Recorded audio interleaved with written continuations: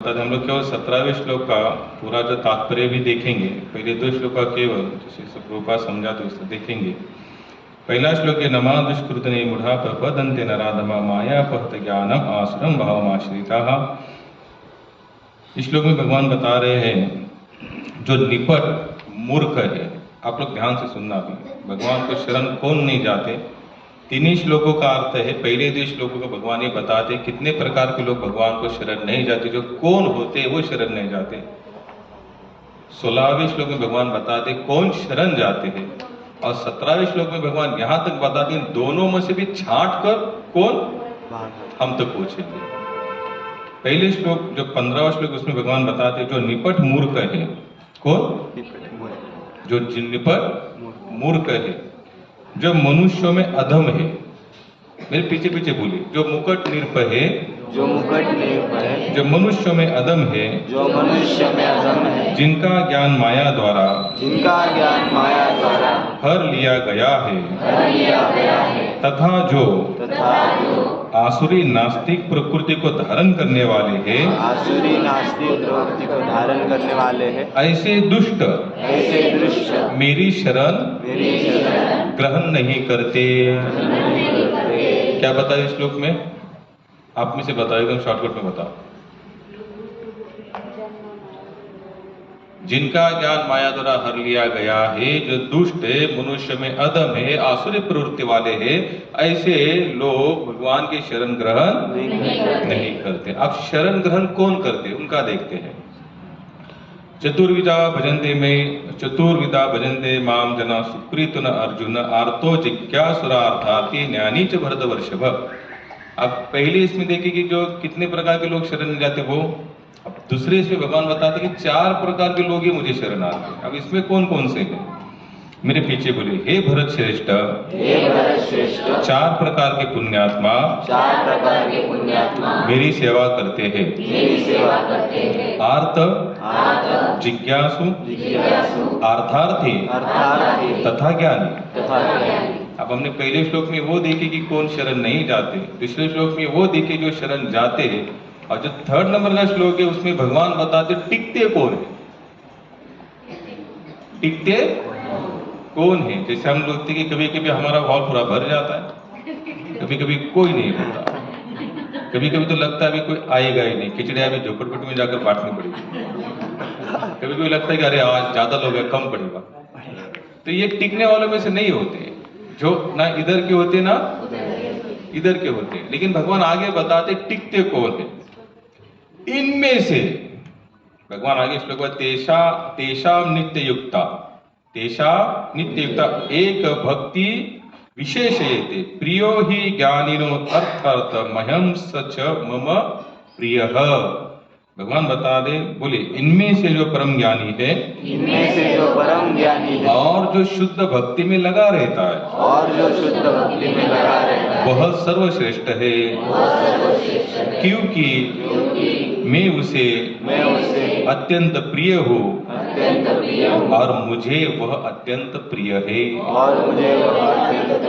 भगवान ने यहाँ पर बता दिया कि टिकता कौन है, जो परम ज्ञानी है और शुद्ध भक्ति में लगा रहता है। ये 2 शब्द भगवान यहाँ पर यूज किया है, जो परम ज्ञानी है प्लस आगे वाला जो भगवान ने जो ये दिया है, सेंटेंस दिया है, या फिर जिसमें भगवान बता दे जो शुद्ध भक्ति में लगा हुआ है। अब शुद्ध भक्ति लोग कहेंगे हम भी भक्ति करते, जैसे हम लोग कहते कॉमन, देखिए लोग कहते आप कुछ किया करो, तो लोग कहते हम भी हमारे हिसाब से, या हमारा तुम्हारा हिसाब किसी भाई ये किनका बज रहा है फोन, उठाइए उसको, तो बेचारा बजता रहेगा और बाद में हमें भी बजाता रहेगा। भगवान पहले इसमें बता दे कि 4 प्रकार के लोग शरण नहीं जाते, दूसरे 4 पे जाते हैं। टिकने वाले का लास्ट के श्लोक बताते जो अदम है, मनुष्य में आसुरी प्रवृत्ति धारण करने वाला है, जिसका ज्ञान माया द्वारा हर लिया गया है। भगवान कहते ऐसे लोग मुझे शरण नहीं आते। अब ऐसे लोगों की जनसंख्या या संख्या कुछ कम नहीं है, क्योंकि भगवान को शरण जाना इतना आसान नहीं। अब काफी लोग कहते हैं कि भाई जब भगवान ने इतनी सब सृष्टि रचा, जैसे आप लोगों ने सुना होगा भगवान क्या कहते हैं, मेरे मर्जी के बिना पेड़ का अब जब भगवान के मर्जी के बिना पेड़ का पत्ता नहीं हिलता, तो भगवान अगर चाहेंगे तो क्या सभी भक्त नहीं बन सकते? ये प्रश्न आप लोगों के दिमाग में आता है कि नहीं? कितने लोगों के दिमाग में आता है? आता है ना? अगर भगवान ही सब कुछ करता धरता है, सब कुछ भगवान ही करने वाला है, तो फिर सब लोग भक्त क्यों नहीं बनते? या फिर भगवान अगर यहाँ कहते कि अर्जुन अगर मैं ठान लूं तो कुछ भी, जैसे यहाँ पर माता ने भजन का ना कि 2 कदम आप चलो 10 कदम मैं चलूंगा, लेकिन 2 कदम चलने वाले कौन है? जो सेकंड जो 4 लोगों में 2 कदम वाले थे, 4 पहले इसमें 2 कदम वाले भी नहीं है, वो लोग भगवान को शरण नहीं जाते ही नहीं है। अब जिनका ज्ञान माया द्वारा हर लिया गया, अब माया द्वारा हरने का मतलब क्या है? अब मैं फिर बताता हूँ, यहाँ पर माया द्वारा हरने वाले ज्ञान जो मंदिर के लाइन में खड़े हैं ना, वो लोग भी हो सकते हैं। जरूरी नहीं कि जो मंदिर के लाइन में खड़े नहीं है उनका ही ज्ञान माया द्वारा हर लिया गया है। जो मंदिर का दर्शन, भगवान का दर्शन करने के लिए जो लाइन में खड़े हैं, उनका भी ज्ञान माया द्वारा कर लिया गया है। तो मैं बोल रहा हूँ, सच बोल रहा हूँ, झूठ बोल रहा हूँ? क्यों? अब मंदिर में आना इसका मतलब क्या है कि भगवान को शरण जाना चाहता है, लेकिन फिर अगर मंदिर में आने वाले का भी ज्ञान अगर माया द्वारा हर लिया गया है, तो इसका मतलब क्या हुआ फिर? नहीं, लेकिन हम लोग फिर बता रहा हूँ कि सेकंड वाले श्लोक में भगवान उनका भी यहाँ पर वर्णन करते हैं। आरती अर्थातु जिज्ञासु, ये 4 प्रकार के लोग मुझे, हाँ, जो टिक या तो फिर बस वो इसलिए आने के लिए आना है, वहां से कुछ प्राप्त नहीं होता उनका, या फिर वो कहते चलो लोग जा रहे हैं इसलिए हम लोग जाते। काफी लोग कहते अरे वो आ तो रहा है, यहाँ तक तो ठीक है, अच्छी बात है भाई, कुछ नहीं करने से अच्छा तो कुछ तो कर ही रहा है, यहाँ तक तो बहुत बढ़िया संबंध है। यहाँ पर बताते हो निष्कपट है, या फिर जो कपटी वृत्ति वाले हैं, माया द्वारा ज्ञान हर लिया गया है, मनुष्य में भी अदम है। कैसे है? अब मनुष्य का सबसे बड़ा परम कर्तव्य या फिर लक्षण क्या है? मनुष्य के लक्षण क्या है? कोई बता सकता है? मनुष्य का पूछ रहा हूं मैं, क्या लक्षण है? लक्षण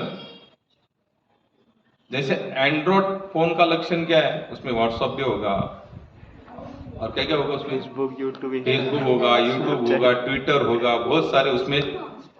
उसको क्या कहते हैं? एंड्रॉइड फोन कहते हैं। एक आता है सादा फोन, लोग कहते हैं आपके फोन है, हम कहते फोन है, लोग क्या कहते हैं? व्हाट्सएप है, एंड्रॉइड है आपके पास, हम लोग क्या कहते हैं? एंड्रॉइड वाला नहीं, हमारे पास तो सादा। तो सादे फोन में वो सब होता नहीं, जिस फोन में ये सब नहीं होता उसको क्या कहते हैं? सादा कहते हैं। और जिसमें ये सब फंक्शंस होते हैं उससे क्या कहते हैं?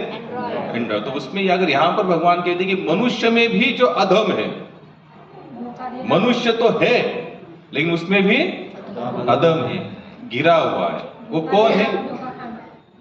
जो 4 प्रकार के पाप में लिप्त है। कितने प्रकार के?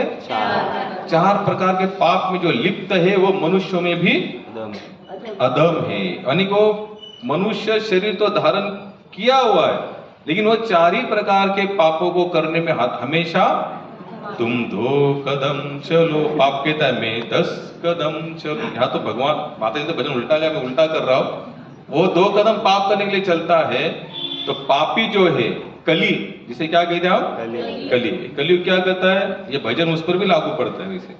यानी कि आप सोचो बस पाप करना है तो ऑटोमेटिक आपको पूरी व्यवस्था बन जाएगी पाप करने के लिए। अगर आप लोग सोचो नहीं मुझे कुछ अच्छा करना है, तो अच्छे करने के लिए पूरी सब कुछ आयोजन भगवान करते हैं कि आपके सोच पर है। अब धर्म के कौन से 4 पैर है, जो पैर है, अधम वाले पैर बताइए। हम लोग हमेशा कहते हैं पहला मांसाहार नहीं करना, यानी कि जो अंडी मच्छी मटन जो लोग खाते हैं वो नहीं खाना चाहिए। धर्म का एक पैर है जिसे कहते हैं दया का नाश। अब मांसाहार करने पीछे का या नहीं करने का पीछे का उद्देश्य क्या है? जीव हत्या होती है। अगर हम लोग कुछ खाते उल्टा सुल्टा तो हमारे जीवा के लालसा के लिए निरपराध प्राणियों की क्या चढ़ाई जाती है? बलि चढ़ाई जाती है। तो इसलिए कहते हैं, और आप जब तक निरपराध प्राणियों की बलि अगर आपके आंखों के सामने दी जा रही है और हृदय में अगर भाव या दया जागृत नहीं हो रही है, तो आपके मुख से या आपका हृदय कभी भी दया से बिल्कुल नहीं भरेगा। जिसका हृदय अगर कठोर है, निष्ठुर है, क्रोधी है या एकदम उसमें कोई दया ही नहीं है, तो भगवान ऐसे हृदय वालों को कभी मिलने वाले नहीं है। मराठी में कहते दया, क्षमा, शांति, वहां पर भगवान की वस्ती है। वस्ती का मतलब भगवान का पक्का निवास कहां पर है? जहाँ दया है, जहाँ क्षमा है, जहाँ शांति, तिथे देवाची वस्ती। हमारे कुछ संतों ने यही गीता को एकदम सुंदर भाषा में बता दिया। किनका वाक्य है? दया, क्षमा, शांति, तिथे देवाची वस्ती। इन्होंने गाया है।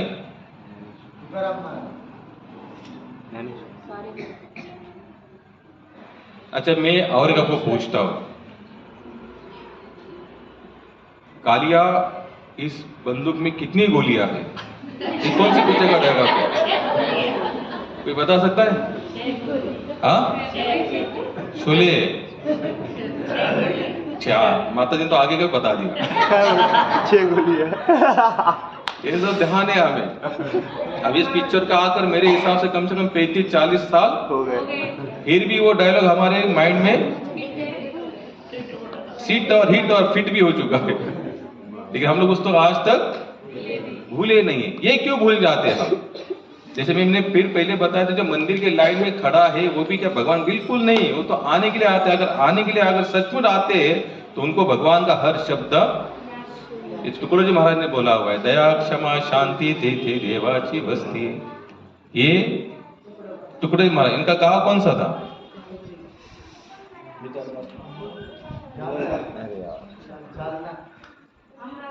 अमरावती। कोण बोलला अमरावती? बराबर, अमरावती साईडचे होते ते, आणि त्यांना राष्ट्रसंत म्हणून घोषित केलं होतं. हे कोणी साधारण नव्हते, त्यांनी पण भगवद्गीतेवर टिप्पणी लिहिली. काय नाव आहे त्याचं?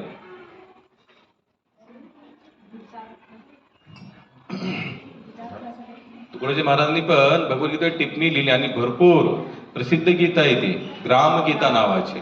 काय नाव आहे? रामगीता. हम लोगों को बिल्कुल अटैचमेंट नहीं है इन सब बातों के लिए, इसलिए हम लोग सूखे के सूखे ही रहेंगे कि भी हम इसके आगे नहीं बढ़ने वाले. इसलिए हम लोग जब भी लेक्चर, जो पर्सनल, हम एक ही कहते हैं कि आप लोग इसको पढ़ो, संतों के प्रति, संतों के समाज के प्रति अटैचमेंट हो जाओ, लेकिन हम लोग उसको नहीं करना चाहते. उनका और एक भजन बहुत फेमस है, खरा तो एकची धर्म जगाला प्रेम पावे. कितना सुंदर बोलो, कभी आप सुनना उसको. क्या कहते?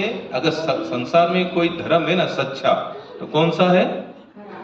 जगाला केवल प्रेम पावे, क्योंकि इसके सिवा और कोई धर्म बचता ही नहीं. अगर हम धार्मिक है, धर्म का पालन कर रहे, और जैसे हमने कहा कि अधम के 4 पैर है, जो पहला हमने विश्लेषण किया वो कौन सा है? मांसाहार, यानी कि जिसके हृदय में दया नहीं है, वो किसी से भी प्रेम नहीं करता, या पर्टिकुलर पत्नी और बच्चों से प्रेम करता है, बाहर जाकर उनके लिए तंगड़ी अगर तोड़ के लाता है मुर्गी या बकरे की, तो उसके हृदय में कभी भगवान निवास स्थान नहीं करेंगे. लोग कहते हैं कि कहाँ गीता में लिखा है कि मत खाओ मटन? लिखा है, लिखा है. अच्छा बताइए कौन सा ऐसा धर्म है जिसमें लिखा है कि खाओ करके? एक भी नहीं है, चाहे वो मुसलमान होने दो, क्रिश्चियन होने दो, चाहे वो हिंदू धर्म, एक भी धर्म में बिल्कुल नहीं लिखा है. या फिर जिस धर्म में लिखा है ना, लोग कहते हैं हमारे धर्म में लिखा है, फिर वो धर्म कहने के लायक. क्योंकि धर्म का अगर सबसे पहला अगर टारगेट कुछ है ना, तो सबके अंदर प्रेम की जागृति करना, उसी को कहते हैं धर्म का पालन करना. लोग कहते हैं हम हमारे धर्म का पालन करते हैं. आप धर्म का पालन तो कर रहे हैं, लेकिन अगर द्वेषात्मक हृदय अगर आपसे भरा पड़ा है, तो हृदय में प्रेम भावना नहीं है, तो धर्म का पालन हो सकता है क्या? बिल्कुल नहीं हो सकता. लोग अपने अपने स्तर पर कहते हैं हम हमारे धर्म का. आपका पर्सनल कोई धर्म नहीं है महाराज. मनुष्य जीवन का धर्म ही क्या है? सबसे प्रेम करना, समतोल बना के रखना, सबसे आदान प्रदान का व्यवहार एकदम मीठा, या फिर हमारे व्यवहार से किसी को भी तकलीफ ना हो.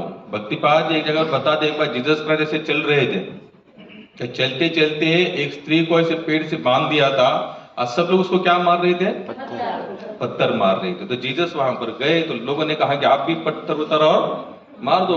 जीसस ने कहा भाई मार क्यों रहे आप इसे? लेकिन उसने कहा कि ये वेश्या है, तो ये समाज में रहकर गंदा काम करे, इसलिए हम लोग इसको मार. जीसस बोला कि मैं भी मारता, लेकिन मुझे कभी याद नहीं आ रहा है कि मैंने कभी पाप किया. यानी कि मैंने भी कभी ना कभी कुछ ना कुछ पाप मेरे हाथों से हुआ है, इसलिए मैं मार नहीं सके. आप में से अगर किसी ने भी एक बार भी पाप नहीं किया होगा, तो आपको अधिकार है कि पत्थर उठा और मारो. हिंदी पिक्चर के गाना है, जो पापी ना जिसने पाप ना किया या हो जो पापी। बस ये गाने कुछ साधारण नहीं है। अगर ये कहीं ना कहीं भजन से भी तालमेल रखते हैं। एक महात्मा तो यहाँ तक कहते हैं कि संसार में जो भी कुछ आइडियाज आ रहे हैं ना, यहाँ पर उल्टी सील्टी पिक्चर फिल्मों के गाने, ये डायरेक्ट नहीं आ रही। लोग कहते हमारे बुद्धिस्ट नहीं। इस 7वें अध्याय में अगर आप आगे पढ़ते जाएंगे आगे श्लोक में, तो भगवान यहाँ पर कहते बलवानों का बल मैं हूं, बुद्धिमानों की बुद्धि मैं, गुणवानों के गुण भी मैं। अब जब भगवान सब बता दे मैं हूं, तो भगवान के सिवा इस संसार में जो भी कुछ हो रहा है, किसी का अपना पर्सनल कुछ भी नहीं है। लेकिन बस उसको देखने का आपका नजर या वो बैठ जाना चाहिए। शिला प्रभुपाद ये ना, ये महात्मा जिन्होंने प्रचार किया जिस समय में, तो उस समय इन्होंने जब झूम मंदिर गए, आप लोग कभी बंबई में अंदर में झूम मंदिर है, तो शुरुआत में इनके बहुत सारे फॉरेनर शिष्य थे। क्या थे? बहुत सारे फॉरेनर शिष्य थे। अब पहले भारत में जितने भी फॉरेनर आते थे ना यहाँ पर आध्यात्मिक, वो भी ऐसा साधु विदु का वेश भी धारण करते थे और गांजा चरस बिरस पीते थे।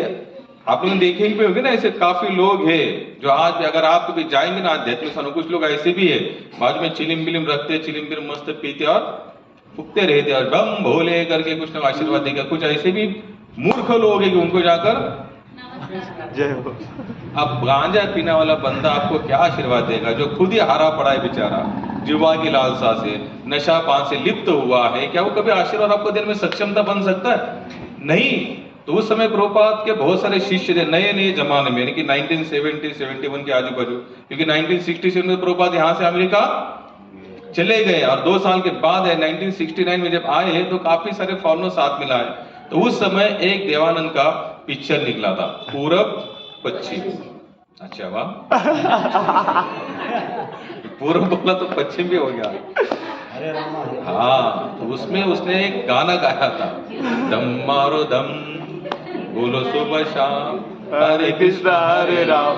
आज भी हरे कृष्णा हरे राम को लेकर काफी नए गाने निकलते रहते थे। तो जो प्रभुपाद थे, इनके जो फॉरेनर शिष्य थे, उन्होंने देखा अरे इन्होंने क्या कर, सभी आप लोगों ने वो देखा होगा गाना, तो उसमें सब फॉरेनर क्या कर रहे, चिलिम पी रहे और हरे कृष्ण हरे राम कर रहे। तो प्रभुपाद तो एक दिन ने जाके बोला कि हम इस पिक्चर को बैन लगा देंगे। क्या कर लेंगे? क्यों?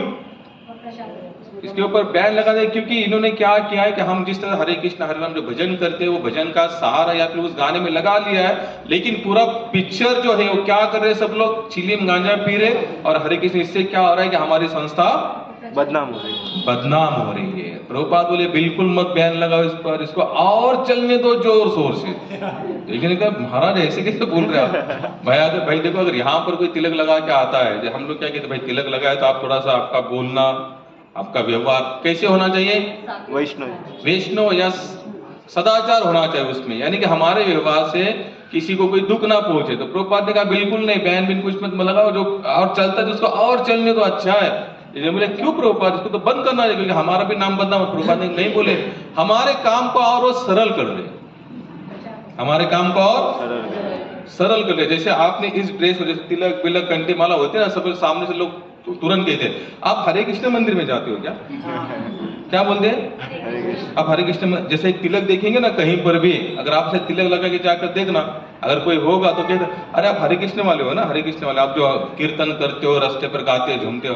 तो प्रभुपाद ने कहा हमारे काम को सरल कर ले। बोले कैसे? बोले हमारा काम क्या है कि लोगों के मुख से और लोगों के कानों तक हरे कृष्ण हरे राम घोषणा, और वो हमारे काम को और आसान कर रहे हैं। आसान बजने दो। बोले दम तो दम, लेकिन बज तो रहा हरे कृष्ण हरे राम। अगर वो दम मार के भी अगर हरे कृष्ण हरे राम बोल रहे तो उनको बजने दो। तो ऐसे महात्मा भी संसार में आए, उनका टारगेट क्या था कि बस आप एक बार हरे कृष्ण बोलो। तुकाराम महाराज तो यहाँ तक बताते, पढ़तो मी पाया तुम्ही भजारे विठ्ठला, नाही तर गेला जन्मवाया। क्या बताते? पढ़तो मी पाया, अरे तुमचा पाया पढ़तो मी, तुम्हारे चरण में मैं मस्तक रख कर कहता हूं, एक बार आप विठ्ठल का नाम लो, छोड़ दो, फिर आपको जैसे जीना है वैसे जियो। इन लोगों का टारगेट क्या था कि इन्होंने पाप करने के लिए छोड़ दी, आप हरे कृष्ण बोला और पाप को बिल्कुल नहीं। वो जानते थे नाम के अंदर इतनी ताकत है, अगर एक बार अगर आप हरे कृष्ण बोलोगे, आप भगवान नाम लोगे, वो नाम आपके उद्धार के लिए कारण बनेगा। ये उन लोगों का सिद्धांत था, पक्का सिद्धांतवादी लोग थे, क्योंकि उन्होंने उस नाम को ग्रहण किया था, वो जानते थे कि इसका इफेक्ट हमारे जीवन पर क्या हो सकता है, लेकिन इसके लिए हमको थोड़ा तो भजन करना चाहिए। तो मैंने क्या कहा था कि पाप 4 पैर है। पहला कौन सा? मांसाहार। मांसाहार क्यों नहीं करना चाहिए? एक जने ने बहुत अपना अच्छा दिमाग लगाया, बोले मांस खाते हैं, अब मांस खाने के बाद कहाँ चला जाता है? पेट में क्या है? मांस है। अब मांस में जाकर मांस चला गया तो इसमें कौन सा बड़ा पाप हुआ? यहां तक तो मान लिया पाप नहीं हुआ, लेकिन हमारे जिह्वा के कारण, बिना कारण हमने एक जीव को मार दिया। इससे क्या होगा? हमारी दया का जो सात्विकता है वो क्या हो जाएगी? पूरी नष्ट। और जब तक सात्विकता नष्ट हो जाएगी तो आपका इस भक्ति मार्ग में आगे बढ़ना पॉसिबल। आज समझो कोई तंगड़ी भी खा रहा है, अंडा भी खा रहा है, सब कुछ खा रहा है और भजन भी कर रहा है, तो उसका इतना इफेक्ट बिल्कुल नहीं होगा जितना होना चाहिए। इसलिए हमको मांसाहार नहीं करना चाहिए। दूसरा पैर कौन सा है? नशा नहीं करना चाहिए, जैसे तंबाकू, दारू, गुटखा, जो भी व्यसन करते हैं। क्यों नहीं करना चाहिए व्यसन? व्यसन क्यों नहीं करना चाहिए? इसमें थोड़ा डीपली जाने का प्रयास करना। व्यसन इसलिए नहीं करना चाहिए जिनकी इंद्रिया अधीन नहीं है, वो भक्ति मार्ग में कभी भी सिद्धांत या तपोमय जीवन जी नहीं सकते। आप लोग देखना, इंद्रिया अगर आपकी नशा के अधीन है ना, नशा के अधीन, तो आपके हाथ पैर काम नहीं करते। कितने सारे लोग तो ऐसे कि शाम तो 2 घुट मारेंगे नहीं तब तक उनके हाथ वाइब्रेट करते। लोग कहते 2 मारे ना तो 2 हाथ स्थिर हो जाता। अच्छा, तो नहीं पिएंगे तब तो क्या बोलते हैं, हमारा माइंड काम नहीं करता, मस्तिष्क काम नहीं करता, हम लोग चलने। हे सचमुच ऐसे लोग संसार में है जो नशा के इतने आदीन हो चुके। अब मुझे बताइए कि जो लोग नशा के इतने आदीन है, क्या वो भगवत भक्ति में चल सकते हैं? हमारी पूरी गीता 2nd अध्याय या पूरी भगवत गीता में कई जगह भगवान कहते हैं जो इंद्रियों का आदीन है, इंद्रियों के जो दास है, वो मुझे कभी समर्पण नहीं हो सकते, बिल्कुल नहीं हो सकते। और जो नशा के अधीन है, यानी कि इंद्रियों के जो, भाई नशा का अधीन होने का मतलब क्या है कि वो क्या है? इंद्रियों का दास है। जैसे इंद्रियों का जो दास होगा ना, सुबह उठ नहीं सकता, ये भी एक नशा है। सोना भी क्या है? नशा ही है। आप उसको कितना भी ठोक कुछ भी करो, वो नहीं उठेगा। और जिन्होंने इंद्रिया अपने अधीन कर ली है, वो ऑटोमेटिक उठ जाएंगे, खड़े हो जाएंगे। तो ये भी क्या है? एक अभ्यास, भक्ति मार्ग पे चलने के लिए अभ्यास है। इसलिए हमको नशा नहीं। अब नशा में क्या क्या आता है? चाय, कॉफी, कोल्ड ड्रिंक। माता जी ने बता ही दिया था, मैं क्या बोलूं। चाह, कॉफी, ये तो कॉमन हो गया। हम लोगों को प्रचार में चाह मत पियो, कॉफी मत पियो, ये थोड़ी ना नशा है, पूरी दुनिया पीती है। पूरी दुनिया पीती, इसलिए मतलब सही है क्या? अगर समझो कल अगर पूरे बच्चे स्कूल के, आप लोगों ने अभी देखा भी होगा कि सरकार भी कहती है स्कूल के 1 या 2 किलोमीटर दायरे में कोई भी पान पराग या पान तंबाकू वाला दुकान नहीं होना चाहिए। लेकिन है क्या ऐसा? कितने सारे आपको दुकान ऐसे मिलने, क्यों? कि बच्चों को उसका संग ना मिले, व्यसन ना लगे। आप स्कूल तक तो ठीक है, लेकिन घर में पिताजी तंबाकू खा रहे हैं, तंबाकू नहीं खाई जी। ये कौन सा सिद्धांत हुआ? आप ये दवा मस्त दबा के मार रहे हो, सबको सींग आ रही है, और आप लोग क्या कर रहे हो? तंबाकू। बीड़ी खुद पियेंगे, लोगों को कहेंगे आपको बीड़ी नहीं पीना है, तो ये कुछ मतलब नहीं बनता। हमारे एक गुरु भाई है, कहीं पर हम लोग जाते हैं ना ट्रेन में, कभी कभी जंगल में जाना पड़ता है, तो कोई अगर सिगरेट पीते रहता, बीड़ी पी रहे लोग हो, तो जाएंगे नजदीक, बोले बीड़ी है तुम्हारे पास? वो बोलता है बंडल। वो क्या निकालेगा? बंडल। तो तुरंत बंडल ले लेंगे। तो इतनी सारी बीड़िया है, लाओ कौन सा है देखो, लेंगे फेंक देंगे बाहर। तो तुरंत वो भड़क जाता है, क्यों भैया तुमको पता नहीं ट्रेन में बीड़ी पीना मना है। ऐसा पहले उसको धमकाएंगे, डांटेंगे, बोलेंगे कायदे से नहीं पीना, फिर बताएंगे भाई शरीर के लिए हानिकारक है, नहीं पीना चाहिए। लेकिन ऐसे ही कुछ फर्क पड़ने वाला नहीं। मन पर हमारा क्या होना चाहिए? काबू होना चाहिए। भगवान यहाँ पर कहते जिसका मन भाग रहा है ना, वो कुछ नहीं कर सकता इस मार्ग में, वो यहाँ कंटिन्यू रह भी नहीं सकता। 4 दिन उठते, 5वें दिन छोड़ देते, जिस दिन छोड़ा फिर 6वें दिन नहीं उठे, तो फिर समझ लेना तो महीने के 4 ही दिन उठोगे, 5वें दिन उठने वाले नहीं है। इसलिए क्या करना चाहिए कि हमारी इंद्रियों को हमेशा क्या एकदम सेंसर बजना चाहिए हमेशा, ये नहीं करना है, ये गलत है, ये नहीं करते, हम लोग ये नहीं खाते, हमको ये नहीं चलता। लोग कहते तुम्हारे बहुत नियम, बोले हमारे नियम नहीं है, ये शास्त्र ने दिए हुए मनुष्य जाति के लिए बनाए हुए नियम है, नहीं करना चाहिए। नशा है ये सब बातें। चाय क्यों नहीं पीनी चाहिए? निकोटीन। निकोटीन।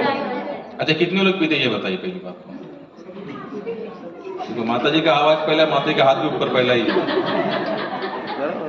सगळे पितात। लोका सांगे ब्रह्म ज्ञान कोणे भाषा। मुझे लगा माता जी इतना उत्तर इसका मतलब माता जी नहीं पीती होगी, लेकिन माता जी के हाथ ऊपर। नहीं पीना चाहिए। आप लोगों को सचमुच लगता है कि आध्यात्मिक उन्नति हुआ आप लोगों की? नखा पियो माता जी। एक दिवसी देखो ये जीवा है ना, जीवा ये इतनी डेंजर है, शरीर पूरा गल जाता है, जीवा एज इट इज रहती है।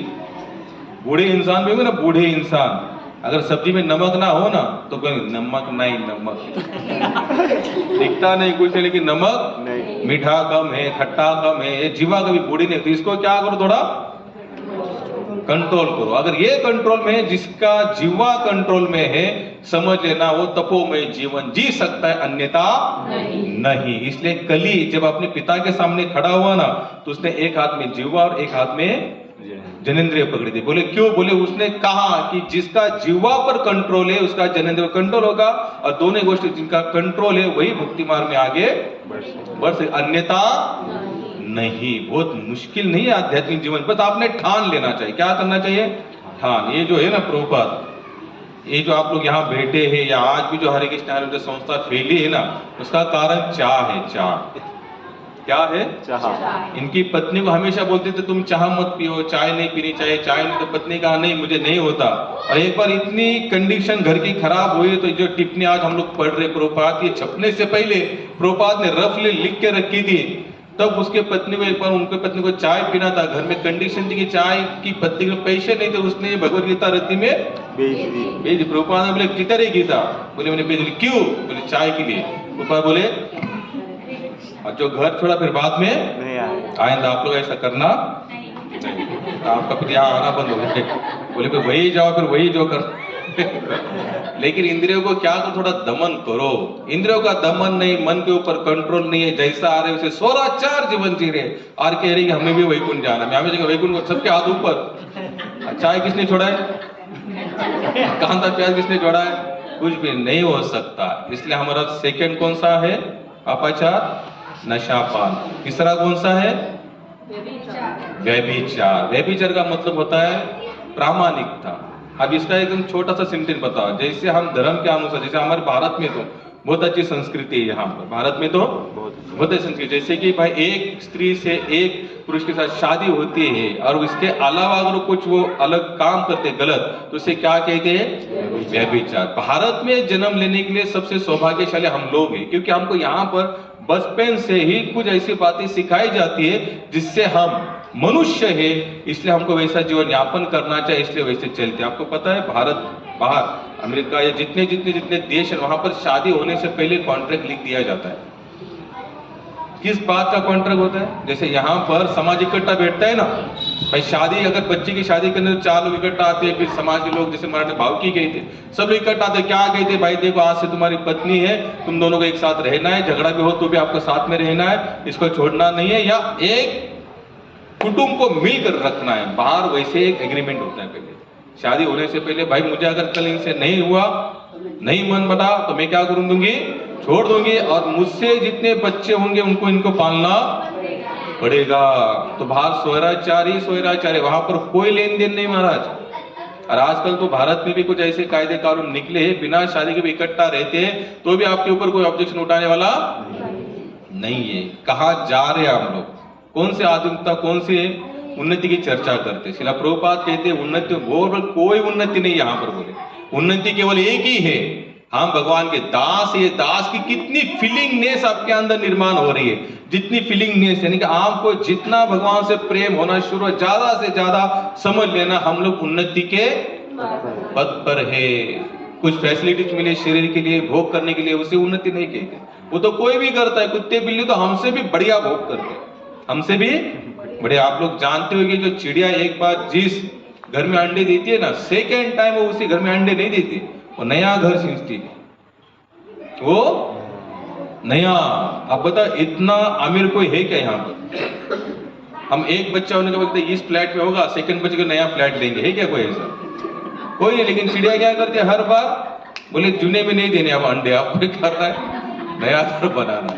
हमसे आमिर कौन है ज्यादा देखा जाए, हमसे भी एकदम अच्छी कंडीशन में जीवन यापन करते हैं। हमको तो कुछ ना कुछ करने के लोन लेना पड़ता है, डिप्रेशन है। अभी मुझे इन्होंने कहा प्रभु जी ने आत्महत्या के लिए आत्महत्या के लिए होता ना कौन होते थे, कौन थे पता? एपीआई। अब इतने अच्छे पद पर जो पुलिस वाले थे उन्होंने एकदम यंग था शायद, है ना, यंग व्यक्ति था, एपीआई के पोस्ट पर था। अब धन दौलत तो आराम से हो गई, जाकर पटरी पे लेट गए, 2 टुकड़े हो गए। आपने कभी सुना है कि कुत्तों के समाज में एक कुत्ते के ऊपर बहुत अत्याचार हुआ, उसने जाकर आत्महत्या की, गाड़ी के नीचे जाकर सोया? गधे ने कभी आत्महत्या की? एक प्राणी बताओ जो मनुष्य शरीर को छोड़कर जितने भी देहधारी प्राणी है, डिप्रेशन, मानसिक तान तनाव, कोविड आया, भ्रष्टाचार हुआ, अकाल हुआ, इसलिए उन्होंने आत्महत्या, कोई नहीं, वो जीते बिंदास। बोले 2 दिन नहीं मिला तो नहीं तो चौथे दिन वो कभी भी। और देखना वो कभी अपना मानसिक संतुलन नहीं खोते। कुत्ते ने कभी मानसिक संतुलन खोया ऐसे देखा आपने? बिल्कुल नहीं। लेकिन इंसान मानसिक संतुलन खो बैठता है। क्यों खो बैठता है? क्योंकि वो उस सर्कल में नहीं है, उस सत्संग में वो नहीं। मैं आपको कितने सारे ऐसे एग्जाम्पल बताओ जो अपने शरीर या देह को समाप्त करने के लिए निकले, सत्संग हुआ और फिर अच्छी पोस्ट पर गए। मैं हमेशा एग्जाम्पल देता हूं, डॉक्टर एपीजे अब्दुल कलाम शरीर छोड़ने चले गए थे, उनकी बहुत इच्छा थी मैं नेवी में भर्ती हो जाऊं। दिल्ली गए लास्ट स्टेप पर, लास्ट टाइम, तो उनको बताया गया कि अभी आपकी लास्ट है, इसमें अगर चांस लगा ठीक, नहीं तो आप बाद में आप यहाँ पर आना भी नहीं। वैसे ही हुआ, गए लेकिन वहां पर एडमिशन नहीं हो पाया, यानी कि भर्ती नहीं हो, पास नहीं हो पाए। तो फिर सोचा चलो ठीक है आप जाकर शरीर को शांत करें। तो कहाँ निकले? दिल्ली से पास में हरिद्वार है नजदीक, ऋषिकेश चले गए। क्यों? अपने शरीर को शांत करें। गरीब थे, गरीब के वैसे भी कोई, यानी कि गरीब के सर पर ऐसा ही कोई हाथ या उसको अच्छी राय देने वाले भी लोग नहीं होते। अमीर के घर में कुछ होने तो खटपट दुनिया जाके बैठेंगे, अरे होता है चलने दो, चलता है। लेकिन गरीब के घर में खटपट होती, कोई जाएगा वहां पर? नहीं। गरीब का आदान प्रदान अलग है, अमीर लोगों के साथ आदान प्रदान, ये संसार का नियम है। इसलिए कहते हैं अगर संसार में सबसे डेंजर अगर कोई चीज है कौन सी है? गरीबी। क्योंकि उनका कोई नहीं होता यहाँ पर। लेकिन सबसे बड़ा कौन होता है? भगवान। भगवान सबके साथी है, इसलिए उनका नाम क्या है? दीनदयाल परम दयाल। वहां चले गए और वहां पर शिवानंद स्वामी, आप आज भी तुम्हें नेट पर डाल के देखना, शिवानंद स्वामी जी का नाम आता है। 4 वेद उनके मुख पाठ लोग कहते हैं। उनके प्राण निकले ना, जब प्राण निकले तो यहां से प्राण एक फट गया, कहते फट। गीता कहती है जिनके प्राण यहां से निकलते हैं ना, फिर उनको कोई और गति नहीं, उसको डायरेक्ट अच्छी गति के लिए प्राप्त होते। तो इतने बड़े महात्मा के साथ संग हो, उन्होंने इतना ही कहा अगर वहां पर भर्ती नहीं हो रही हो तो शायद भगवान के लिए आपके लिए कोई अलग से योजना बनाए होगी। वो फिर लग गए अच्छे से, और फिर अपने बिहार से बाबा रिसर्च सेंटर, वहां पर उन्होंने बहुत अच्छा काम किया और एक दिन भारत के राष्ट्रपति, और इतने संतुष्ट राष्ट्रपति थे, इतने संतुष्ट। आप लोग कभी उनकी कथा पढ़ना, एक ही बैग लेकर आए थे राष्ट्रपति के पोस्ट पर बैठने के लिए, और जिस समय ऑफिस से निकले ना उस पद को छोड़कर, तो उतनी ही बैग उनके साथ। बाकी तो आए भी गए भी, ढेर सारा लेकर आए, जीरो से आए थे बड़े लेके गए। उनको नहीं बात करने लगे। मैं इतना आपको जरूर बताता हूँ कि ये कब हो सकता है। एपीजे अब्दुल कलाम हमेशा संतों के साथ में बैठते थे। वो केवल हिंदू संतों ऐसा नहीं, मौलाना के साथ भी बैठते थे, फादर के साथ भी बैठते थे, हिंदू संतों के साथ भी बैठते थे, सभी के साथ में बैठते थे। जहां से जो मिल रहा है उसे, और कंप्लीट सात्विक जीवन था, कंप्लीट। उनको एक जन ने पूछा कि आपकी अंतिम इच्छा क्या है? देखो भगवान कैसी योजना पूरी करता है। जरूर नहीं कि इसी ड्रेस कोड में आपकी इच्छा पूरी करे, आप जिस क्षेत्र में लगे हो लेकिन प्रामाणिकता से लगे हो तो भगवान आपकी वहां पर भी इच्छा पूरी। उनका एक टारगेट तक में काफी बच्चों को फ्री में मेरा नॉलेज बांटूंगा। अंत तक उन्होंने काफी लोगों को फ्री में नॉलेज बांटा। उनको पूछा आपकी अंतिम इच्छा क्या है? उन्होंने कहा कि मैं मेरे कार्य को करते करते हुए मेरा शरीर छूटे। और आप लोगों को शायद पता है, नहीं पता नहीं, उनका शरीर ऐसी जगह पर छूटा, उसी कार्य में लगे थे, स्टेज पर थे, कार्य कर रहे थे, वहीं पर उनका देहांत हो गया। तो भगवान ने उनकी भी इच्छा, लेकिन इसी ऐसा क्या होना चाहिए थोड़ा जीवन। तो उनका कभी शेड्यूल देखना, दैनंदिन देखना एपीजे अब्दुल कलाम जी के, सोते बहुत कम थे, पर्टिकुलर 3 या 4 घंटा सोते थे। कितने? रोज सुबह सुबह जागना उनका नित्य का क्रम था, और उनकी अपनी भी आध्यात्मिक एक लाइफस्टाइल थी। मैं आपको क्यों बता रहा हूं? इंद्रियों को जिसने दमन किया है, क्या किया है? दमन किया है, वही इस मार्ग में आगे बढ़ सकते हैं। हम लोग चाय नहीं छोड़ सकते। लोग क्या, लोगों का रीजन क्या है? किसी और के घर में जाएंगे तो क्या करेंगे? अरे और के घर में वो आज चाय पिला रहे, कल आपको दारू पिलाएगा, फिर क्या आप क्या बोलेंगे? भाई ये हमारे मेहमान है यार, पिला दो एक बार, पी के देखो, पी लेंगे, पिला रहे तो पी लेंगे। आजकल तो लोग मेहमान आते हैं घर में ना, तो लोग अलग अलग से दारू मटन बिटन सब लाते हैं। ऐसा तो मेहमान आया है कि राक्षस आया है ये पता नहीं चलता। भाई ये सब दारू पीना मटन खाना, ये मेहमान आने के लक्षण है कि राक्षस आने के लक्षण है? राक्षस। बोलिए ना, राक्षस। तो हमारे घर पे कौन आया? और हम भी खुश है, राक्षस आया। आज राक्षस को खिलाएंगे खिलाएंगे। अरे कहाँ जा रहे? और बाद में क्या कहते हैं? हमने इतना भजन किया, हमको कुछ नहीं होगा। महाराज, जिसकी तपस्या है ना, उसी के साथ कुछ ना कुछ अनुभव भगवान के होते हैं। और चौथा कौन सा? जुगाड़। जुगाड़। जुगाड़ का मतलब क्या होता है? किसी को केवल जुगाड़ का मतलब केवल क्याट खेलना या पत्ते खेलना, ये नहीं होता। हमारे व्यवहार से अगर किसी को धोखा हो रहा है, या हम जानते हैं इस व्यवहार से इसका नुकसान होगा, उसे क्या कहते हैं? जुगाड़। और आजकल तो इसे क्वालिटी कहते हैं। क्या कहते हैं? क्वालिटी। लोग कहते हैं अरे ऐसे बैठे बैठे भी पैसा निकालता हूं, देखो उसकी जेब में से। और लोग भी क्या कहते हैं? बहुत होशियार है, जो बोलता है ना तो लोग फटाक से उसको पैसा दे देते। ये क्वालिटी है? जुगाड़ है महाराज। किसी का लूटा हुआ धन, गरुड़ पुराण है हमारा, इसमें एक और एक है, जैसे 17-18 पुराण है, उसमें कौन सा एक पुराण है गरुड़, उसमें स्पष्ट लिखा गया है आप कौन सा कर्म करने के बाद आपको कौन से रोग होंगे, यहां तक लिखा है। अगर आप ये कर्म करते तो आपको कौन सा रोग होगा, ये करते तो कौन सा रोग होगा। तो जुगाड़ का मतलब क्या होता है? अगर हम जानते हैं कि ये व्यवहार करने से अगर किसी को धोखा हो रहा है, किसी की संपत्ति अगर हम हड़प रहे, फिर उससे पता नहीं चल रहा, लेकिन हमें पता है हम जो कर रहे गलत है, वो भी क्या एक प्रकार का जुगाड़ ही है। जुगाड़ का सबसे बड़ा सारांश है कि सामने वाले की संपत्ति ले लेना, उसे कहते हैं जुगाड़। और वही व्यवहार, भले क्याट ने, भले पत्ते आपके हाथ में, लेकिन व्यवहार अगर वैसे हो रहा है, इसका मतलब आप क्या कर रहे हो? जुगाड़ कर रहे हो। तो भगवान क्या कहते हैं? ये 4 प्रकार के लोग नहीं आते जिनका माया द्वारा ज्ञान, जो कपट है, धूर्त है। ये सब लोग कौन है? धूर्त है, कपटी लोग हैं। ये कभी भगवान को शरण जाए, भले ये 4 पाप कर रहे हैं, उनको लग रहा है कि मैं थोड़ा भजन भी कर रहा हूं, कुछ यहां मैनेज होगा। बिल्कुल नहीं होगा महाराज। संभव है? भक्तिपाद जी कहते हैं जैसे अगर इतना बड़ा लकड़ी का टुकड़ा लेते हैं और उसको हमको पूरा जलाना है, एक साइड में हमने कोई पेट्रोल डीजल जो भी डाल दिया है, कपूर या फिर समझो घी भी डाल दिया है, उसको एक साइड में तो जला दिया है, और एक साइड में हम उसके ऊपर क्या कर रहे हैं? पानी डाल रहे हैं। क्या कर रहे हैं? पानी डाल रहे हैं। तो कभी वो जलने में सक्षम होगा? क्योंकि एक साइड में तो आग तो लगा दी, चलो ठीक है, यहां से तो जलना शुरू, हमारी इच्छा भी पूरा जल भी जाए, एक साइड में जलाना शुरू कर दिया और एक साइड में क्या डाल रहे? पानी। तो कभी जलने वाला नहीं है। बोले आप पाप भी कर रहे हो और ये आप सोच रहे हो कि थोड़ा ये भी करो, कुछ मैनेज हो जाएगा, बिल्कुल नहीं। 10 नामा अपराध में एक नामा अपराध आता है, नाम के बल पर पाप। नाम के बल पर पाप करना। नाम के बल पाप क्या होता है कि भजन भी कर रहे हो, पाप भी कर रहे हो, तो ये पाप ही गिना जाएगा, भजन नहीं गिना जाएगा। ये भजन नहीं। आप देखना संतों का जीवन चरित्र देखिए, उनका भजन इतना शुद्ध था कि पाप की परिभाषा तो दूर, वो तो वहां तक जाने के लिए भी डरते। डर उनके मन में भी डर था, लेकिन कैसे डर था? कि मेरे हाथ से कुछ गलत ना हो जाए। तो ये होता है कि इस प्रकार के लोग भगवान को भी शरण नहीं जा सकते। और आज देखते ही जनसंख्या तो ऐसी लोगों की तो ज्यादा है जो ये 4 पाप करने में माहिर है, लगे हुए हैं, लेकिन संभव नहीं। आप लोग कभी भजन, आपका कभी आध्यात्मिक जीवन नहीं बढ़ेगा। हृदय, ये सभी कहां से ज्वाइंट है? हृदय से। मोह छल छिद्र कपट नहीं भावा। तुलसीदास स्पष्ट बताते हैं कि जिसके हृदय में छल छिद्र कपट है, वो हृदय भगवान को मोहित नहीं कर सकता। जैसे पहला पाप कौन सा था? मांसाहार, इससे दया खत्म, इनके हृदय में दया नहीं है, भगवान कहां से मिलेंगे? दूसरा कौन सा था? इंद्रियों का दमन। जब इंद्रियों का दमन ही नहीं किया है, आप तप में जीवन नहीं जी रहे, तो भी आपका आध्यात्मिक जीवन चलने वाला नहीं है।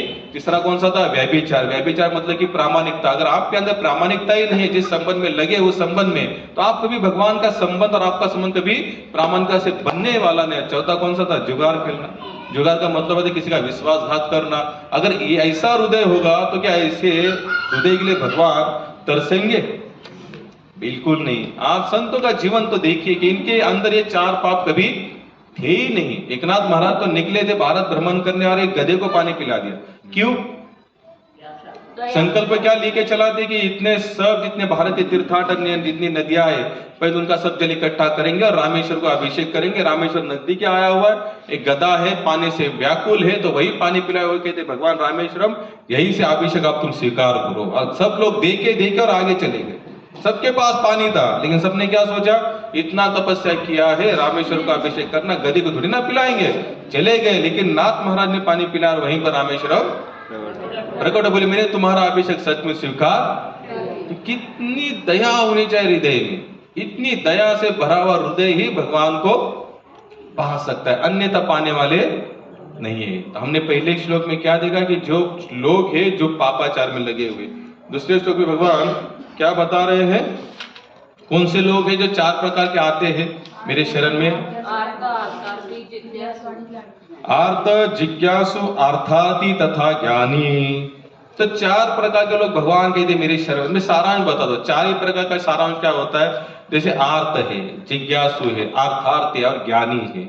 इसमें सबसे बड़ा कौन सा है? ज्ञानी और जिज्ञासु। इन चारों में से अब अगले अगले श्लोक में भगवान फिर बता रहे कि इनमें से भी छाट कर कौन, जिसे मैं भी चाहूंगा वो भी मुझे।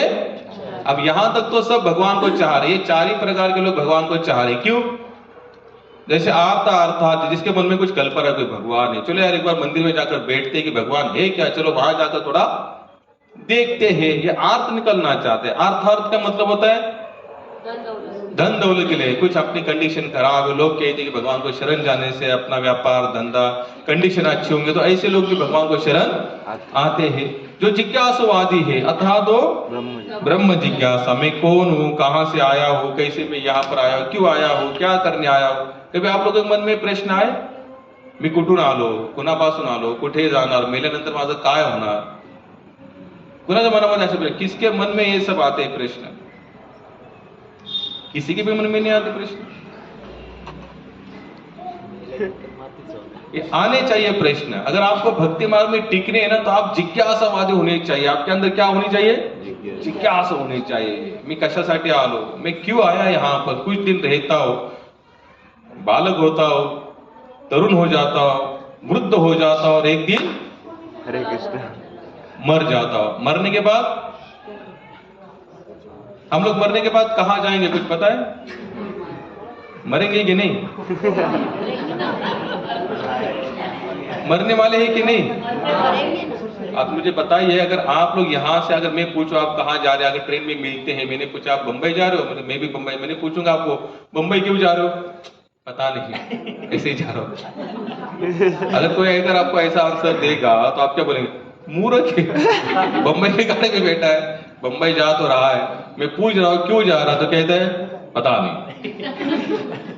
तो ऐसा हुआ, जब मैं पूछ रहा हूं मरने वाले में कहाँ जाएंगे, पता नहीं, मरेंगे मरेंगे, कहाँ जाएंगे पता नहीं। हम लोगों ने कोई निश्चित जंक्शन किया ही नहीं। तो क्या होगा हमारा? वही जो 84 लाख जिसे कहते हैं, जो 84 लाख का फेरा कहते हैं, तो वही हम चले जाएंगे। याजसाठी केला होता अट्टास, शेवटचा दिसे गोडवा, आता जातो आमच्या गाव आमचा। क्या बता, कितना इन लोगों ने आंसर दिया है। भगवान यहाँ तक बताते कि अंत काले च मामे स्मरण मुक्त हुआ, जो अंत काल में मेरा भजन करके मेरे धाम में आएंगे। मैं इतना भजन जो कर रहा हूँ, संत तुकाराम है क्यों कहते हैं कि बोले मैं कहाँ जाऊंगा? वैकुंठ, भगवान के धाम जाऊंगा, वैकुंठ जाऊंगा। और जाते समय बोले भी तुका झाला आकाशा एवढा। अब मेरा व्यापक जो संकुचित रूप था, शरीर में बंधा हुआ था, अब मैं आकाश जैसे होगा। लेकिन मैं कहाँ जा रहा हूँ? भगवत धाम जा रहा। तो आप लोगों को नहीं रहता आप लोग भगवत धाम जाएंगे? जाएंगे जाएंगे जाएंगे जाएंगे। तो आपको इतना कॉन्फिडेंस नहीं है कि हम भगवत धाम जाएंगे नहीं जाएंगे? अच्छा चलो ठीक है, हम मरने में हमेशा कहता है कि मरने के बाद फोटो लगाया जाता है घर में, तो क्या लगते हैं पहले डिग्री लग जाती है आपको? स्वर्गवासी स्वर्गवासी, कैलाशवासी, वैकुंठवासी, शिवगमवासी, शिववासी या स्वर्ग, बहुत सारी डिग्रियां लग जाती है। जब पूछ रहे हो कहाँ जाएंगे तो किसी के पास कोई डिग्री का प्रमाण पत्र ही नहीं। इतना आसान नहीं है, फोटो के आगे तो लगा सकते हैं नाम के पहले, लेकिन जाना इतना पॉसिबल, लेकिन जा भी सकते हैं। लेकिन जा भी सकते क्योंकि आए ही यहाँ पर आए हैं ना, तो उसी कार्य के लिए आएंगे हम। फिर हमको कहाँ जाना है? भगवत धाम जाना है। ये शरीर छूटने के बाद हमको कहाँ जाना पड़ता है? भगवत धाम। लेकिन अगर उस तरह से क्वालिटी पास भक्ति की होगी तो अन्यथा नहीं। लोग कहते 13वीं हो गए, अब 3 साल श्राद्ध करना है, फिर हमारा यानी कि ये हमारे जो भी गए उनका क्या हो जाएगा? उद्धार हो जाएगा। इतना आसान नहीं महाराज। स्पष्ट भगवत गीता लिखती है, नाम के द्वारा ही या नाम का आधार लेते हुए ही, तपस्या में जीवन जीने के बाद ही, साधना में जीवन यापन करने के बाद ही हम भगवत धाम जाने के लिए तैयारी हमारी होती है, अन्यथा नहीं। सोचो, थोड़ा विचार करो, हमारे दादाजी मर गए, परदादा मर गए, माता पिता मर गए, कहाँ गए सब? हम लोग कैसे अनभिन्न हो चुके हैं, कैसे हो चुके हैं? हमको कुछ फर्क नहीं पड़ता, कोई भी मरे, 4 दिन रोना है, 5वें दिन जैसे के तैसे दिन है। युधिष्ठिर महाराज को पूछा गया, संसार का सबसे आश्चर्यमय चीज घटना कौन सी है? सबसे अजब गजब घटना कौन सी है? मृत्यु। युधिष्ठिर महाराज ने बताया कि हर एक को पता है कि हमको मरना एक दिन है, निश्चित है, लेकिन इसी के ऊपर कोई विचार नहीं करते। सोचता है। जब कोविड आया था 2 साल हमने लगातार सोचा भाई मरेंगे। पीछे वाला गया, उधर का गया, इधर का गया, वहां का गया। हम लोग बिल्डिंग में अभी आपने देखा कोविड के समय सब बिल्डिंग के सारे मीटिंग लेते थे। क्या लेते थे? मीटिंग। हमारी बिल्डिंग में एक मीटिंग हुआ। नासिक में पहला पेशेंट मिला था बिटको के पास, पता नहीं उसका नाम भी बिटको के पास मिला, तो मीटिंग में चर्चा, कोविड बिटको तक आया है अभी नहीं। कोविड कहाँ तक आया है? अभी हमको क्या होना चाहिए? थोड़ा सावधान होना चाहिए। दूध वाला भी आएगा तो उसको दूर से बोलेगा दूध डाल देना। पेपर वालों का बोलने का, पेपर वालों को जैसा लटका के जाने का, हाथ स्पर्श इधर उधर करने का। सब लोगों ने फिर तैयारी की, फिर बिल्डिंग में हफ्ते में एक बार, ये सबके बिल्डिंग में होता था, हफ्ते में एक बार क्या करना है? वो सैनिटाइजर करना है, बिल्डिंग धोनी है, या जो भी आता है या जो मेहमान भी आएंगे तो उनको पहला बताना है कि मेहमान 4 आएंगे। ये सब कुछ ये क्यों करते थे हम लोग? कोविड से बचने के लिए नहीं महाराज, मरे नहीं। क्यों करते थे? मरे नहीं। आप क्या आ रहा है? 3 वैक्सीन ले लिया, अपने कोई टेंशन नहीं। जितने 3 लो या 300 लो, मरना तो पड़ेगा। तो प्रॉपर मरने की तैयारी करो, प्रॉपर मरने की तैयारी। एक दिन ने पूछा, आप इतना क्यों करते हो? बोले मेरा मरना सुधरना चाहता हूं मैं। क्या आप लोग देखना, मैं आपको कितने एग्जाम्पल बताऊं, हमने खुद ने देखे हुए हैं। मृत्यु ऐसे सामने खड़ी है, लेकिन बंदा मस्त भजन में लगा हुआ है, मस्त माला लेके खड़ा हुआ है, बस भजन कर रहा है। डॉक्टर कहते मरेंगे, अरे हटाओ, भजन करो, हरे कृष्णा कृष्णा कृष्णा हरे हरे, हरे राम राम राम हरे। और कितने ऐसे भी लोग देखे जो बहुत सारे धनवान लोग हैं, उनका बहुत बड़ा साम्राज्य है, वो जब चलते तो लोग सोचते भाई ये चल रहा है तो उसको रास्ता, लेकिन इनका जब मौत नजदीक आती है ना, ऐसे डर जाते। क्या होते? डर जाते। क्यों? मरना कोई नहीं चाहता। यहाँ पर कौन मरना चाहता है? कोई मरना नहीं चाहता, लेकिन जीना से भी लोग चाहते हैं। लेकिन ये कब पॉसिबल है आपको? जब आगे आपके अंदर सचमुच जिज्ञासा है, मैं कौन हूं, कहां से आया हूं, कहां जाऊंगा, आने का मेरा यहाँ पर रीजन क्या है, क्यों आया हो, किस लिए आया हो। अच्छा, मैं जो साम्राज्य निर्माण कर रहा हूं, कि इसमें से कुछ सोबत जाएगा, साथ में कुछ जाने वाला है? कुछ भी तो नहीं जाने वाला है। गौतम बुद्ध जी ने जब पूरा साम्राज्य त्यागा ना, अपना घर पाट सब कुछ, तो उन्होंने पहला क्यों त्यागा था घर पाट? उन्होंने बस संसार के 4 दुख देखे, जन्म मृत्यु जरा और व्याधि। ये 4 दुख देखते ही गौतम बुद्ध ने क्या किया? पहले उनका नाम क्या था? सिद्धार्थ। क्या था? सिद्धार्थ नाम था। लेकिन कुछ उनके अंदर बचपन से कुछ गुण थे। क्या थे? बचपन से कुछ गुण थे। बहुत सुकृताची जोडी म्हणून या बहुना जन्माने मानते ज्ञान मानमा प्रपद्धते वासुदेव सर्वमितेषु महात्मा सुदुर्लभ। इनके अंदर कौन सा गुण था? हम लोग को पता है, हम लोग स्कूल में जाते थे, हमको एक चैप्टर था सिद्धार्थ नाम का एक चैप्टर था। उसके काका का लड़का था, उसका नाम था देवदूत। क्या था? और इनका नाम था सिद्धार्थ। अब देवदूत ने एक बार हंस का शिकार किया। क्या किया? हंस का शिकार। अब इसने हंस का शिकार किया, बांध तो मारा, हंस को लगा, हंस गिर पड़ा। सिद्धार्थ जी ने देखा, सिद्धार्थ जी ने उसको उठा लिया, उसको ठीक ठाक किया, दवाई की और लेकर आए। फिर देवदूत भाग गया, बोले ये तो शिकार मैंने की, तो इसका मतलब ये हंस किसका है? मेरा है। लेकिन सिद्धार्थ ने कहा कि भाई मैंने इसको बचाया है, तो ये हंस, क्योंकि जानते हैं सिद्धार्थ इसके पास जाएगा, इसको क्या कर गए, फिर मार देगा। तो बोले भाई इसको हम करेंगे कैसे? अब तुमने तो मारा या तो ठीक है, लेकिन इसने भी तो बचाया है, अब ये कैसे फैसला हुआ जाए? तो दरबार ने राजा ने काम करो, हंस को बीच में रखो, हाँ जिसके तरफ जाएगा वो उसका। अभी हाँ भाई, सब कितने भी कैसा भी हो जानवर, प्रेम करने के बाद उसको इतना तो पता होता है कि भाई इस बंदे ने मुझे बचाया है, तो उसका ऑटोमेटिक उसके प्रति क्या होता है, एक अलग से हाँ होता है, अटैचमेंट। ये तो जो यानी कि मुक्त प्राणी है ना, जो जानते ना, हमारे जैसे कुछ कॉलेज फिलेज ऐसे कुछ उनके सत्संग पिस्तंग नहीं करते वो लोग, फिर भी वो इतना तो जरूर जानते कि इसके मेरे पर क्या है, उपकार है। तो उस हंस को बीच में रखा, एक साइड में देवदूत खड़े हुए, एक साइड में सिद्धार्थ खड़ा हुआ। तो हंस कहां चला गया? सिद्धार्थ के पास चला। क्यों? ये प्राणी भी जानते। आप देखना, दया का भाव तो रखो। कोई अगर बहुत ही नुकसान में है, परेशानी में, जो आपसे हो रहा है, बन पा रहा है, उतना थोड़ा सा आप हेल्प करके देखना, भगवान आपके लिए बहुत सारे मदद के द्वार खोल देंगे। रायगढ़ पर कौन गया आप में से? रायगढ़ जहां पर छत्रपति शिवाजी महाराज की समाधि है, कितने लोग गए रायगढ़ पर? पहला छत्रपति शिवाजी महाराज का समाधि का दर्शन होने के बाद सेकंड नंबर में और एक समाधि आती है रायगढ़ लेकर। शिवाजी महाराज के साथ एक कुत्ता रहता था, उसका नाम था वाघ्या। क्या नाम था? छत्रपति शिवाजी राजा ने उसको इतना प्रेम किया था, लगाव रखा था, दिल से भी ज्यादा चाहते थे। जब छत्रपति शिवाजी महाराज ने शरीर का त्याग किया, जब उसका अग्निदाह संस्कार हो रहा था महाराज जी का, तब उस वाघ्या जो कुत्ता था, उसने देखा कि मेरे स्वामी जी तो जा रहे, इनका शरीर जल के राख, तो उसने जलती हुई चिता में कूद गया और अपने शरीर को भी त्याग दिया। आज वक्त कभी जाएंगे तो वहां पर आप देखना, छत्रपति शिवाजी महाराज का समाधि दर्शन होने के बाद सेकंड समाधि उस कुत्ते की बनाई, वाघ्या नाम की। मैं आपको क्यों बता रहा हूं ये सब? अगर साधारण जीवात्मा जो मूक है, जिसका सत्संग करने उसको जरूर नहीं, उसको इतनी फीलिंग तो होती ही है कि भाई ये मेरे स्वामी, इसके बहुत बड़े उपकार है, इनके लिए मुझे कुछ ना कुछ करना चाहिए। कितने सारे घटना ऐसे आप लोग सुनी भी होगी बचपन में।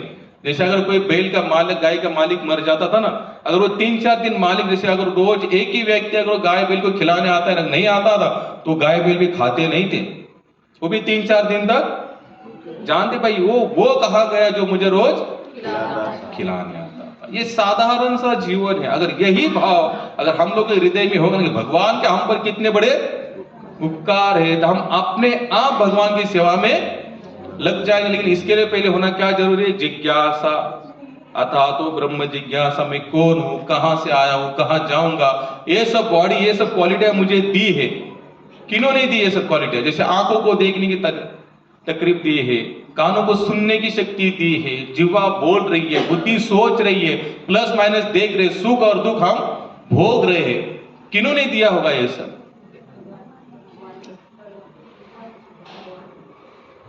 किन्होंने दिया ये सब?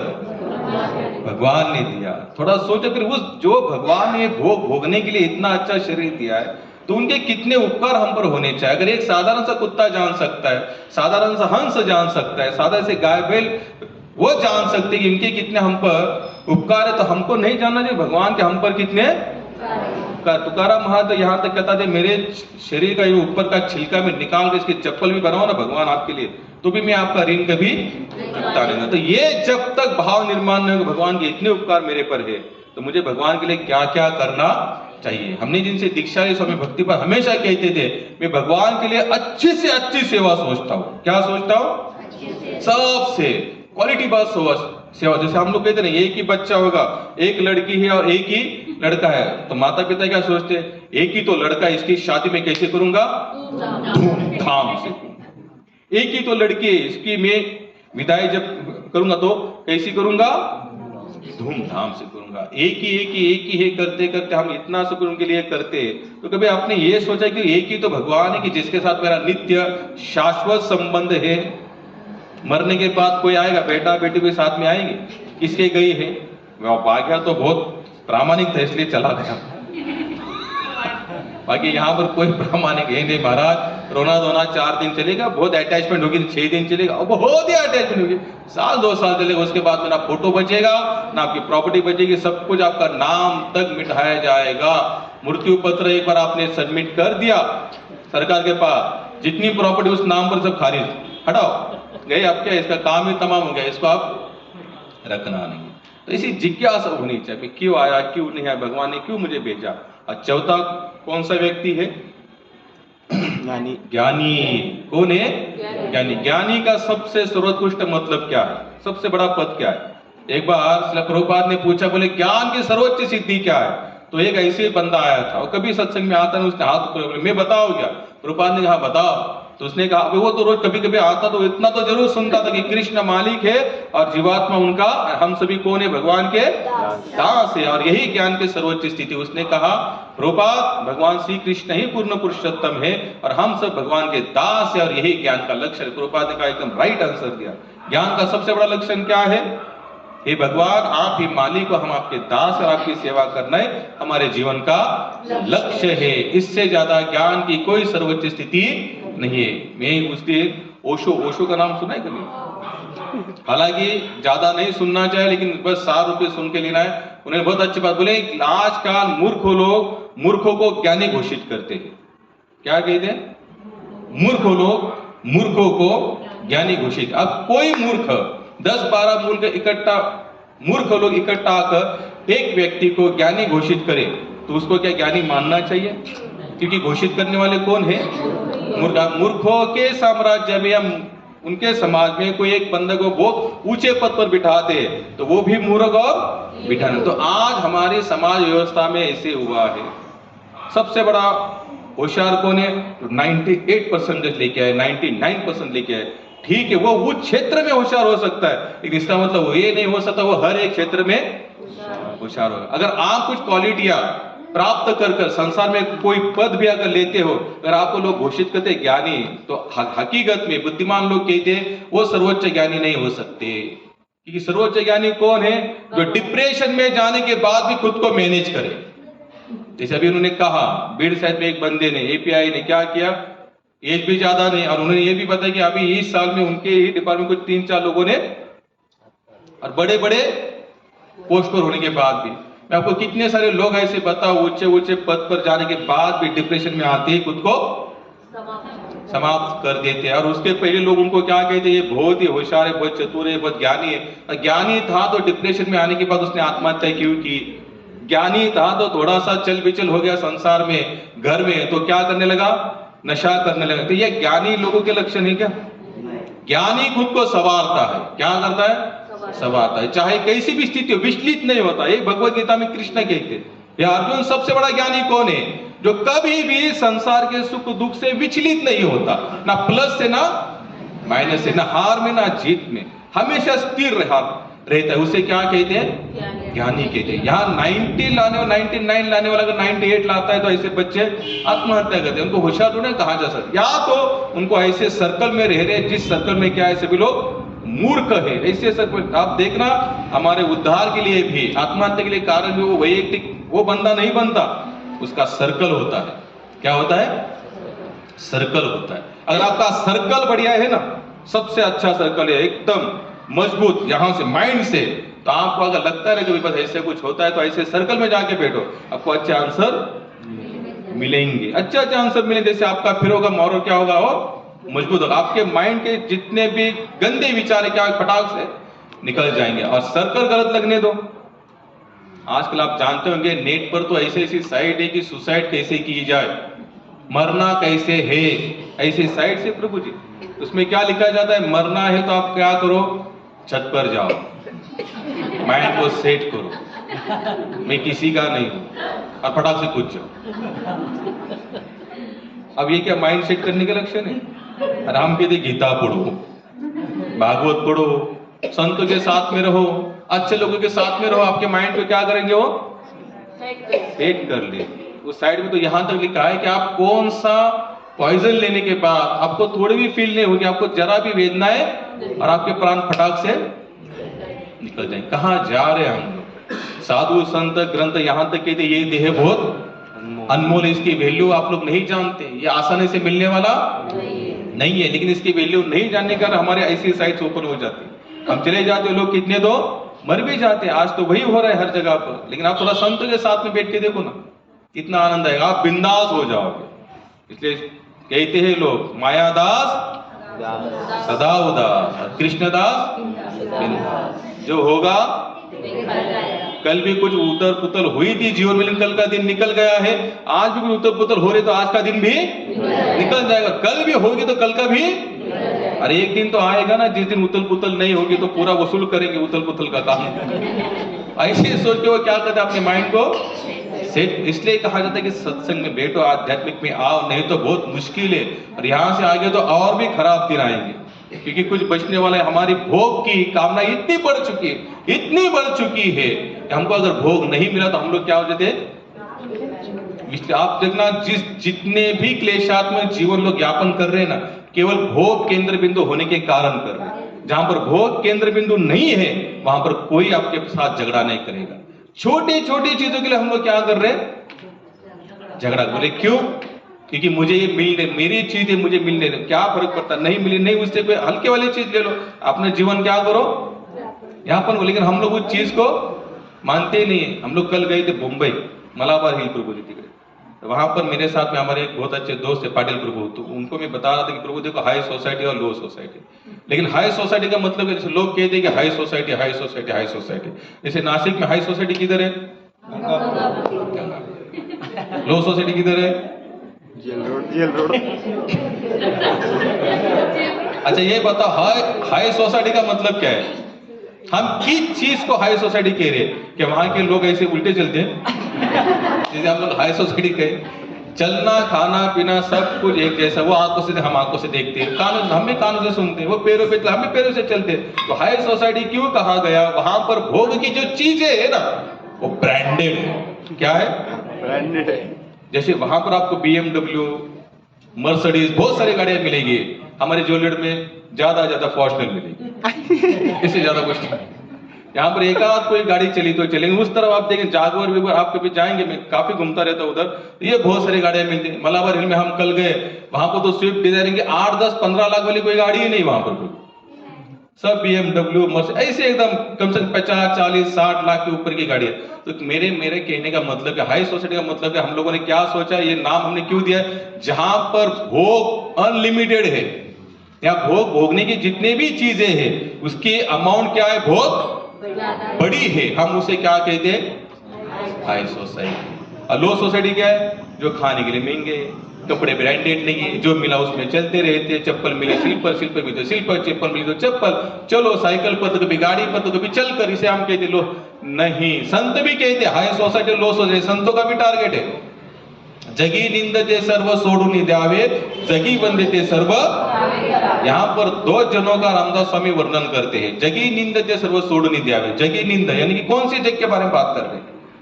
जो संत समाज में जिन चीजों की निंदा हो रही उन चीजों को छोड़ दो। जगी वंदिते सर्व भावे करावे।